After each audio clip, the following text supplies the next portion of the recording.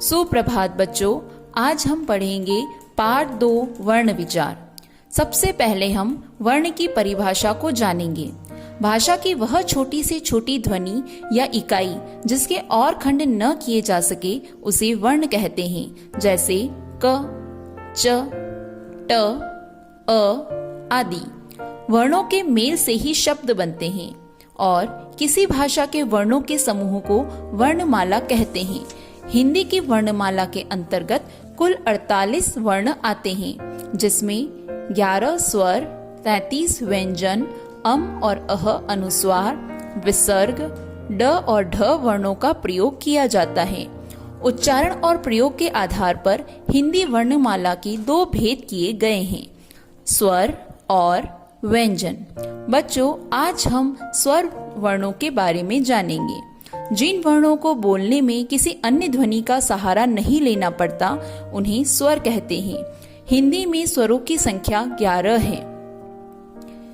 उच्चारण में समय की दृष्टि से स्वर के 3 भेद किए गए हैं, ह्रस्व स्वर, दीर्घ स्वर और प्लुत स्वर। जिन स्वरों के उच्चारण में बहुत थोड़ा समय लगता है वे ह्रस्व स्वर कहलाते हैं। इनकी संख्या 4 है, अ, ई, उ, री। दीर्घ स्वर वे होते हैं जिनके उच्चारण में ह्रस्व स्वरों से लगभग दुगुना समय लगता है। इनकी संख्या 7 है, आ, ई, उ, ए, ऐ, ओ, औ। प्लुत स्वर जिन स्वरों के उच्चारण में ह्रस्व स्वरों से लगभग तिगुना समय लगता है वे प्लुत स्वर कहलाते हैं। प्लुत स्वर का प्रयोग केवल किसी को दूर से पुकारने में किया जाता है। इस स्वर का केवल एक उदाहरण प्रसिद्ध है, ओम। प्लुत का स्वर दर्शाने के लिए इस चिन्ह का प्रयोग किया जाता है। आजकल इसका प्रयोग नहीं के बराबर हो रहा है। अनुनासिक जो स्वर मुख और नाक से बोले जाते हैं उन्हें अनुनासिक कहते हैं।